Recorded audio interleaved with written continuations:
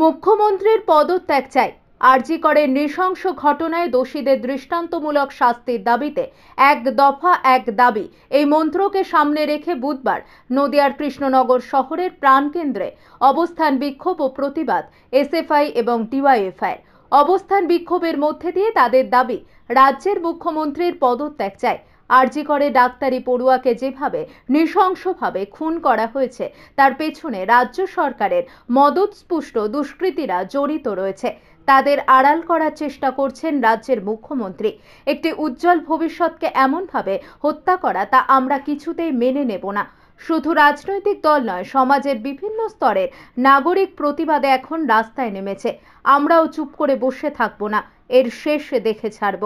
যতক্ষণ না পর্যন্ত দোষীদের দৃষ্টান্তমূলক শাস্তি হচ্ছে ততক্ষণ পর্যন্ত এইভাবে দফায় দফায় বিক্ষোভ চালিয়ে যাব আমরা।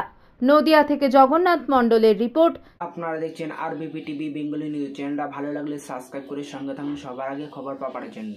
রাস্তায় নেমে প্রতিবাদ করছেন, কি বলবেন? রাস্তায় তো আমাদের নামতেই হবে।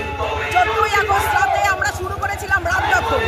যখন এই রাজ্য সরকার একটার পর একটা ঘটনায় দুষ্কৃতীদের যারা ধর্ষক তাদের পক্ষ নিচ্ছে, আর যারা ধর্ষিতা তাদেরকে দায়ী করছে, কখনো লাভ অ্যাফেয়ার বা কোনো সাজানো ঘটনার নামে, ফলে মানুষের দেয়ালে পিঠ থেকে গেছে। ফলে এখন আমরা মহিলারা যে রাত কিনা ভয়াবহ, যে রাত হিংস্রদের দখলে, সেই রাতকে আমরা মহিলারা দখল করবো। 14ই আগস্ট আমরা রাত দখল করেছি, আমরা এখন রাস্তা দখল করছি। আমাদের রাস্তা দখলের কর্মসূচি আমাদের চলবেই।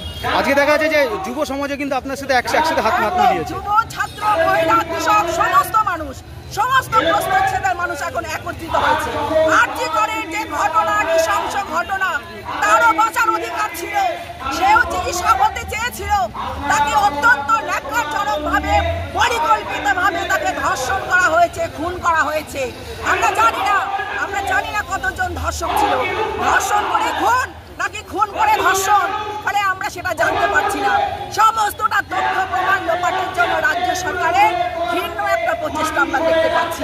ফলে এই আন্দোলন আমাদের চলবে। মানে তীব্র প্রতিবাদ আপনারা জোরদার করবেন? তীব্র প্রতিবাদ একেবারে তীব্র থেকে তীব্রতর করব। একেবারে যাতে আমাদের নবান্ন অভিযান আছে, ফলে ছাত্র যুবদের আহ্বান, ফলে আমরা সমস্ত প্রশ্নচ্ছেদের মানুষ যে কোনো লড়াইতে আমরা একসঙ্গে লড়াই করব। আরজি করে যে নক্ষত্রতম ঘটনা, যে ঘটনার পিছনে মনে হচ্ছে একজনকে যে হাতিয়ার করা হচ্ছে, সেখানে কোথাও মনে হচ্ছে যে আরো কেউ জড়িত রয়েছে? একদম, একজন, ওটা তো শিখণ্ডী করা হয়েছে। ফলে যে ঘটনা, যে তিলোত্তমার আর যে পোস্টমর্টম রিপোর্ট, সেই রিপোর্টে যে অত্যাচার, সেই অত্যাচারের চিহ্নে বোঝা যায় তাকে একা কোনোদিনও কেউ করতে পারে না।